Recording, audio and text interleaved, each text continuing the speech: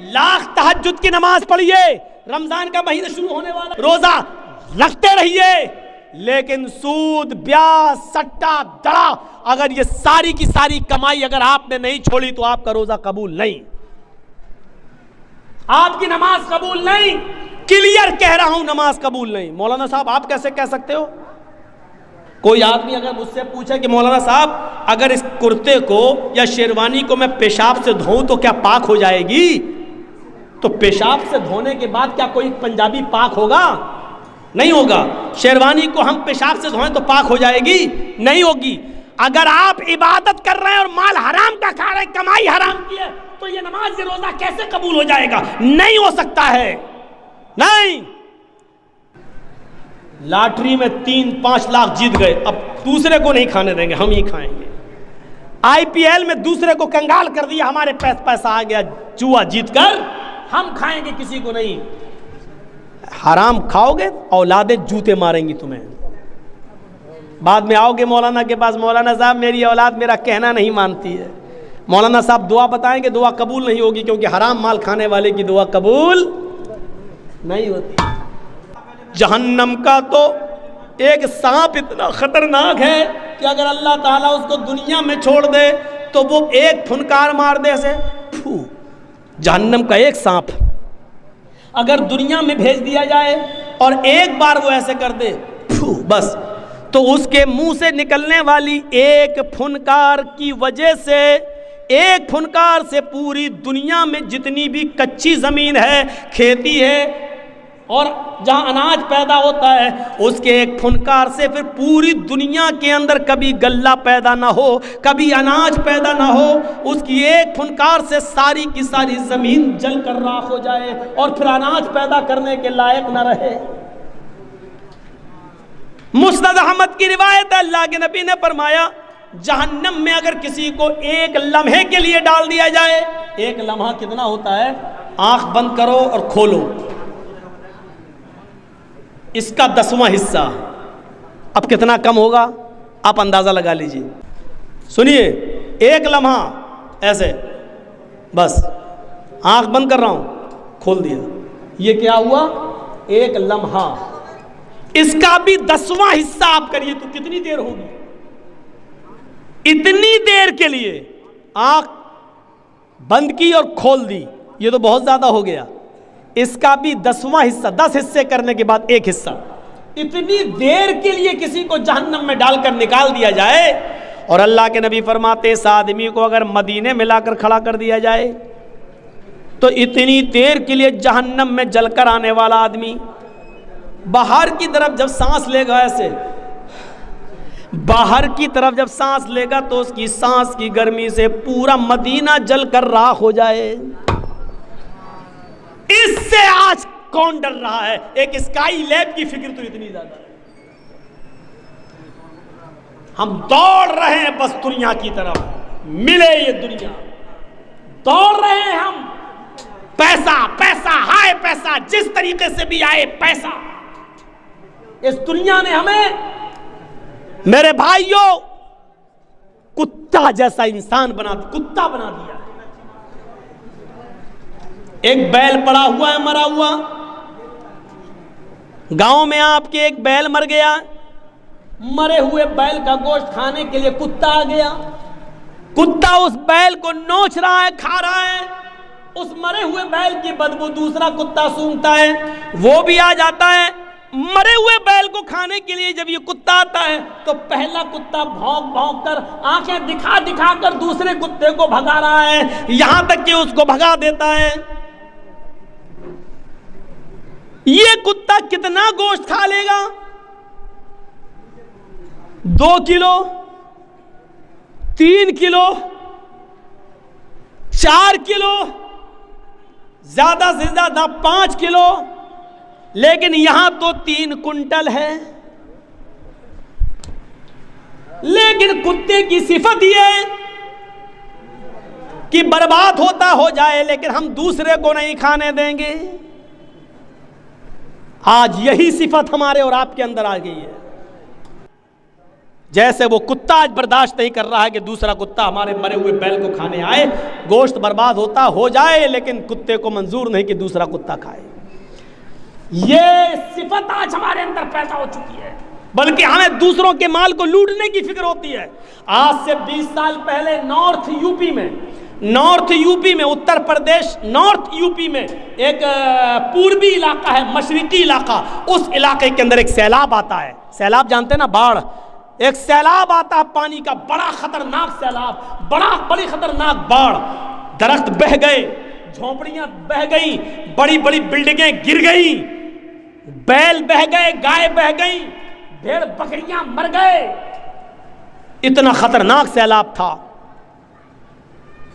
जब सैलाब थोड़ी देर के लिए बंद होता है तो कुछ लोग उस गांव का हाल देखने के लिए आते हैं। पूरे गांव में सन्नाटा है, लाशें तैर रही हैं, जानवर मरे पड़े हैं, लेकिन कुछ लोग पानी के उस तरफ अपना माल बचाने में कामयाब हैं और एक तरफ बैठे हुए हैं, लेकिन पानी इतना ज्यादा है कि वो इस तरफ नहीं आ सकते हैं। कुछ लोगों ने उन लोगों को उधर बैठा हुआ देखा, लेकिन वो पानी के इस तरफ नहीं आ सकते हैं। इसी बीच कुछ लोगों की नजर पानी में डूबे हुए पेड़ के ऊपर पड़ती है, जो आधे से ज्यादा पेड़ डूबा हुआ है। एक पेड़ आधे से ज्यादा डूबा हुआ है और उसकी एक डाल के ऊपर एक आदमी बैठा हुआ है और उसी डाल के ऊपर एक जहरीला सांप भी बैठा हुआ है। आओ मैं आपको बताऊं, एक ही डाल है और उस डाल के ऊपर आदमी बैठा है और उसी डाल के ऊपर सांप भी बैठा हुआ है। इंसान सांप का दुश्मन और सांप इंसान का दुश्मन। अभी यहां सांप निकल आया, फौरन मार देंगे, लेकिन सैलाब का खौफ इतना ज्यादा है कि ना आदमी सांप को मार रहा है और ना सांप आदमी को डस रहा है। सांप ने भी अपनी आंखों से देखा है सैलाब का मंजर, वो भी जानता है कि अगर थोड़ी सी भी डाल हिल गई तो मैं गिर जाऊंगा और नीचे पानी है, बह जाऊंगा, मर जाऊंगा। सांप इंसान को नहीं काट रहा है और इंसान सांप को नहीं मार रहा है। अगर थोड़ी भी डाली हिल गई, अगर हम नीचे गिरे तो हम भी नहीं बचेंगे। जहां सैलाब का दर्दनाक और खौफनाक मंजर इतना खतरनाक कि इंसान सांप को नहीं मार रहा है और सांप भी इंसान को नहीं डस रहा है, लेकिन यहां कुछ ऐसे कमीने इंसान मौजूद हैं जो उस तरफ कश्ती लेकर जाते हैं और लोगों से कहते हैं कि अपना माल हमारे हवाले कर दो, हम उसकी हिफाजत करते हैं और तुम्हारे माल की रक्षा करेंगे। जब पानी थोड़ा कम हो जाए और जब तुम लोग बाहर निकलो और हमारे पास आना, हम तुम्हारे माल, तुम्हारा सोना चांदी, तुम्हारी ये चीज़ें हम तुम्हें वापस कर देंगे। ऐसे माहौल पर, ऐसे मौके पर उन लोगों ने इनके ऊपर भरोसा करके अपना माल इनको दे दिया कि लो ये मेरी गृहस्थी का माल है, ये हमारे कुछ कपड़े हैं, ये हमारे बच्चों के कुछ खिलौने बचे हैं, ये हमारी बीवी का थोड़ा सा जेवर बचा है, इसको हिफाजत से रखना। जब पानी कुछ कम होगा और हम बाहर निकलेंगे तो हमारे हवाले कर देना। हमारी बस्ती तो डूब गई, हम जहां अल्लाह जगह देगा हम वहां चले जाएंगे। और ये लोग मान लेकर जब वापस आए तो सब रफू चक्कर हो गए, भाग गए। मेरे भाइयों, आज इंसान का हाल ये हो चुका है कि ऐसे मौके पर भी इन लोगों ने दूसरों की मजबूरी का भी फायदा नहीं, मजबूरी भी नहीं देखी और उनका भी माल लूट के भाग गए, फरार हो गए। जहां इंसान सांप को नहीं मार रहा है और सांप भी इंसान को नहीं मार रहा है, एक सांप भी इंसान को डस नहीं रहा है, ऐसे मौके पर सबसे बड़ा ये सांप इंसान बन गया जिसने अपने भाइयों को डस लिया है, उनका माल और उनका सामान लेकर फरार हो गया है और भाग गया है और इन लोगों को सुपुर्द कर गया है कि तुम जानो, तुम्हारा काम जाने। मेरे भाइयों, जब दुनिया परस्ती ऐसी हो जाए, मालो दौलत की लालच जब इस हद तक बढ़ जाए, तो यकीन मानिए फिर अल्लाह की इबादत होना मुश्किल है और यकीन मानिए फिर जिंदगी को आप सही उसूलों पर नहीं गुजार सकते हैं। आपके पास पैसा है, दौलत है, बड़े बिजनेसमैन हैं, 10 लाख 12 लाख रुपए की आपने स्विफ्ट खरीद ली, गाड़ी के मालिक हैं आप, लेकिन गाड़ी चलाना नहीं जानते हैं आप, तो ये गाड़ी आपके किस काम की है? आपके पास जिंदगी है, आप बैठे हैं यहाँ पर, जो ये चप्पल उठा के उठ रहे हैं वो भी यहाँ बैठे थे, अब जा रहे हैं, उठ रहे हैं, बैठ रहे हैं, ये सब आप कर रहे हैं यहाँ पर। ये यूट्यूब चैनल वाले भी अपनी हरकतें कर रहे हैं यहाँ पर। रात के 12:30 बजे तक अभी इनकी सेटिंग सही नहीं हो पाई। ये जिंदगी है हमारी जो हम कर रहे हैं सब। हम जिंदगी के मालिक हैं, लेकिन जिंदगी कैसे गुजारी जाए ये हमें पता नहीं है। 10 लाख की 12 लाख की हमने गाड़ी खरीद ली, गाड़ी के मालिक हैं हम, लेकिन गाड़ी चलाना नहीं जानते। जर्जी साहब ने 10 लाख रुपए की गाड़ी खरीदी, चलाना जानते नहीं, बैठ गए, एक्सीलेटर पर भी पैर सही से जमता नहीं है, धोखे से दब गया, तेज भागी और ठुक गई। साहब मेरी गाड़ी थी, मैं उसका मालिक था गाड़ी का, लेकिन गाड़ी हम ही से कंट्रोल नहीं हो पा रही है। क्यों? इसलिए कि गाड़ी हमने खरीदी जरूर है, लेकिन गाड़ी वाले ने गाड़ी बेचते वक्त एक किताब उसने दी थी, और उस किताब के अंदर उस गाड़ी के चलाने के नियम और उसके उसूल लिखे हुए थे, और उसमें ये वार्निंग थी कि हमारे बताए हुए उसूलों पर गाड़ी चलाओगे तो गाड़ी चलेगी, वरना यही गाड़ी तुम्हारे लिए वबाले जान बन जाएगी। पहले गियर में गाड़ी को उठाना है, दूसरे गियर में ऐसे चलाना है, तीसरे गियर में ऐसे चलाना है। रेड सिग्नल हो तो रोकना है, ग्रीन सिग्नल हो तो आगे बढ़ना है। गाड़ी चलाने के सारे उसूल और ज़ाब्ते उस किताब के अंदर लिखे हैं, लेकिन हमने किताब खोल के भी नहीं देखी, ये सोचकर कि क्या गाड़ी तो हमारी है, हम इसके मालिक हैं, हम जैसे चाहेंगे वैसे चलाएंगे। तो मेरे भाइयों, ये गाड़ी नहीं चल सकती है, ये गाड़ी आपके लिए मुसीबत बन जाएगी। जर्जीत साहब ने 1.5-2 लाख रुपए की पिस्टल खरीद ली है, बंदूक खरीद ली है, राइफल खरीदी है शिकार करने के लिए। अब जर्जीत साहब समझ रहे हैं मैं तो राइफल का मालिक हूं, जैसे चाहूं वैसे चलाऊंगा। चलाना जानते नहीं है राइफल।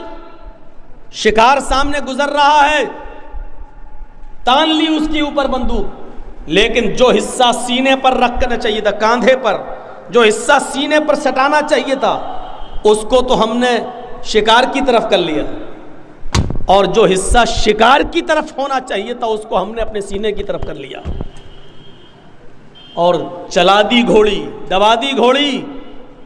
शिकार मरेगा या आप मरेंगे? राइफल तो खरीद ली हमने 1.5 लाख रुपए की, 2 लाख रुपए की, लेकिन चलाना जानते नहीं।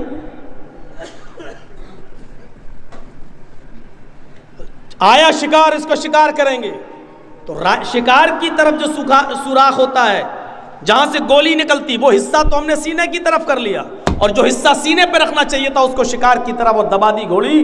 पता चला कि जर्जी साहब का जनाजा हो रहा है।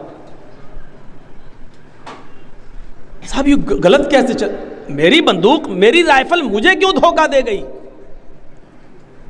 ये आपकी जिंदगी है, आपको मिली है, लेकिन इस जिंदगी को चलाने का नियम उसने दिया है जिसने ये जिंदगी दी है।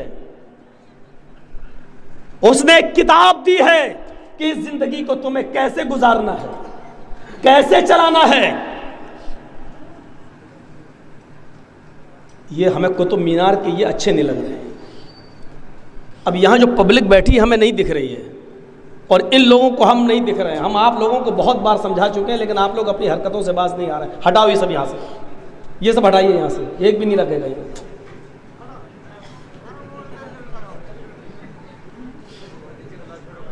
हम यहाँ देखते हैं, हमें कुछ दिखता ही नहीं।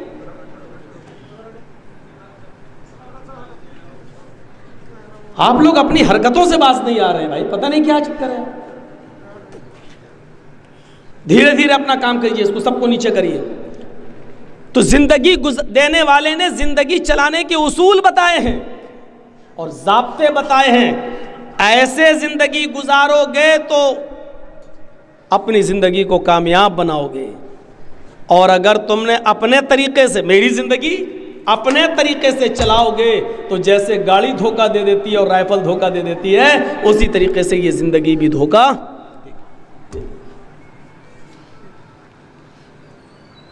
मिसाल समझ में आ रही है ना? अब आप समझ जाइए, ये कोई नहीं कह सकता कि ये ज़िंदगी, ये कंपटीशन का दौर है, ये कंपटीशन का दौर है। हर आदमी एक दूसरे से आगे बढ़ने की कोशिश कर रहा है। मेरे पड़ोस में आज जो खाना बना है वो हमसे अच्छा बना है, अब कल हम उससे अच्छा खाना बनाएंगे। मेरे पड़ोस में उसके घर में ये पत्थर बिछा है, हम उससे अच्छा पत्थर बिछाएंगे। मेरे पड़ोस का कारोबार ऐसा चल रहा है, हम उससे अच्छा कारोबार करेंगे।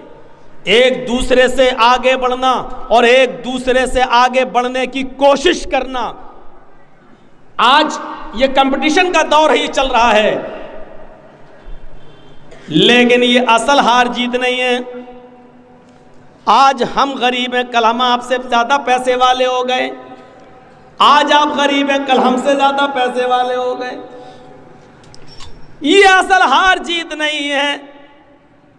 असल हार जीत ज़ालिक यौमुत तगाबुन,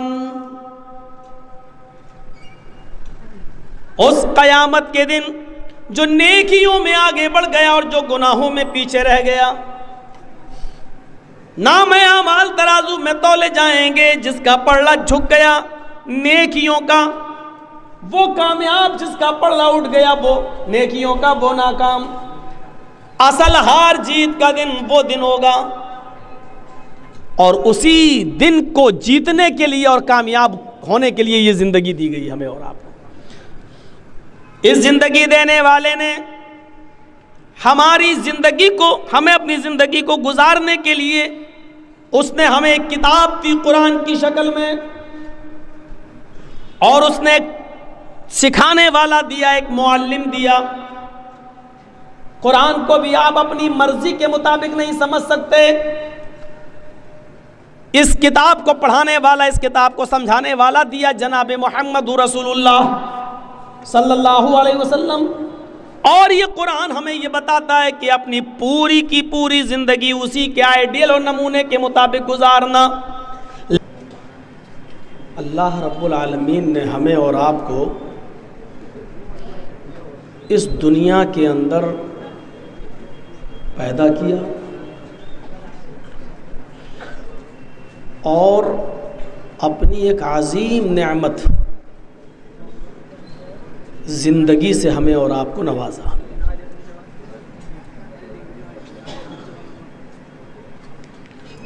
माँ और बाप के ताल्लुक़ कायम करने के बाद से लेकर आखिरी सांस तक वो हमारी परवरिश करता है।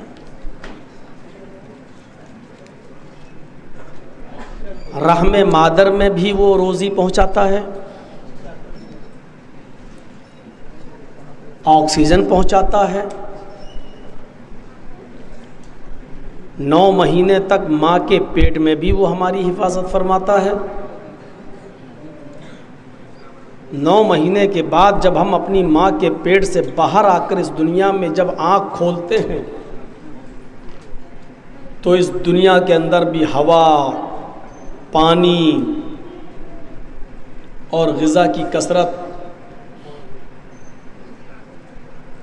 अलगर्ज़,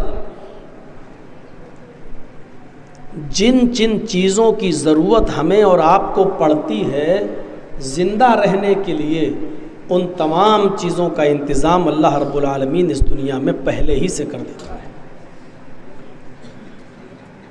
आपने देखा होगा कि एक लड़की की जब शादी होती है तो शादी से पहले उस लड़की के पिस्तान में दूध नहीं होता है, शादी के बाद भी दूध नहीं होता है। लेकिन जब 9 महीने के बाद उसी लड़की के पेट से जब कोई बच्चा जन्म लेता है, अभी वो दुनिया में आँख खोलता है, अल्लाह रब्बुल आलमीन उस बच्चे की ग़िज़ा उसकी माँ की पिस्तान में पहले से भर देता है। ये है ज़िंदगी के एक उसूल। जो चलते हैं।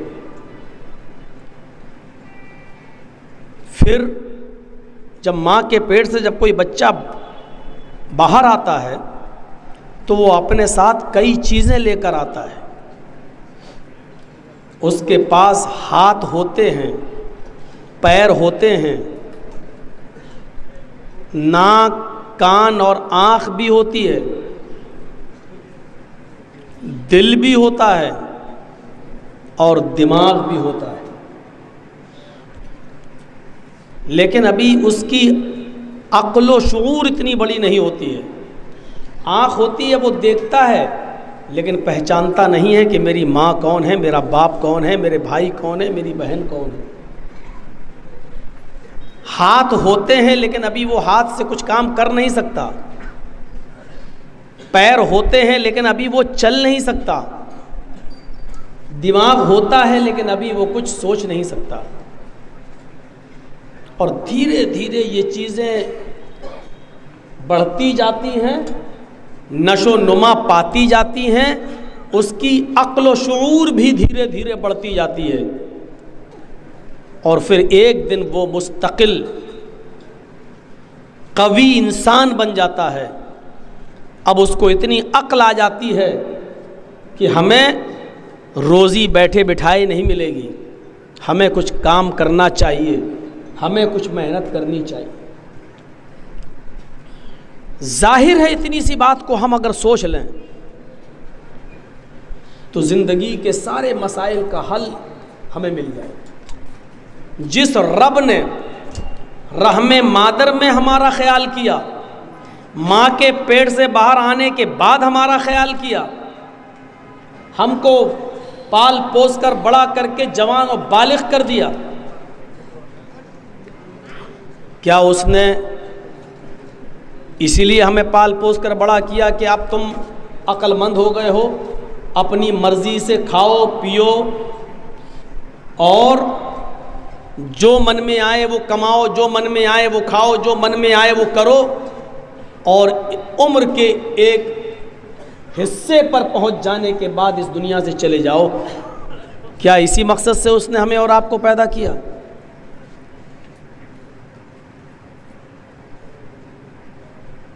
आपने एक मोटरसाइकिल ख़रीदी होगी, 4 व्हीलर आपने ख़रीदी होगी, 1:40 हो गया है। मैंने ऐसा माहौल कभी नहीं देखा। 2 साल से मैं देख रहा हूँ कि जब मैं आता हूँ तो बहुत भीड़ होती है और तकरीर ख़त्म होने से पहले 20, 25, 50 आदमी रह जाते हैं। या तो मुझे टाइम देर में दिया जा रहा है या आप लोगों को 1 बजे के बाद सुनने की आदत नहीं रही है। तो मेरे भाइयों, मैंने मुख्तसर से वक्त में मुख्तसर ही बातें सही बताई, लेकिन अब आप लोगों की तादाद इतनी कम हो चुकी है कि अब मुझे भी बोलने में अच्छा नहीं लग रहा है। मुझे बताया गया कि 11 बजे टाइम है, फिर मुझे बताया गया 11:30 बजे टाइम है, फिर मुझे बताया गया 11:30 बजे ला के यहाँ बिठा दिया गया और 12:30 बजे तक मैं बैठा रहूँ, बताओ 12:15 बजे तक। तो ये भी एक चीज़ है। तो बहरहाल उसूल बनाइए, ज़ाब्ता बनाइए, मदरसे का काम है इसलिए मैं बोल नहीं सकता हूँ, ताउन भी होना चाहिए। तो मेरे भाइयों, दुनिया परस्ती जब तक हम नहीं छोड़ेंगे, अल्लाह की इबादत हम नहीं कर पाएंगे। अल्लाह से दुआ करिए कि अल्लाह तबारक व तआला हमारे अंदर दुनिया की मोहब्बत उतनी ही रखे जितनी जायज़ हो, और दुनिया के अंदर मर मिटना और दुनिया में गर्क होने से हमें बचा ले। और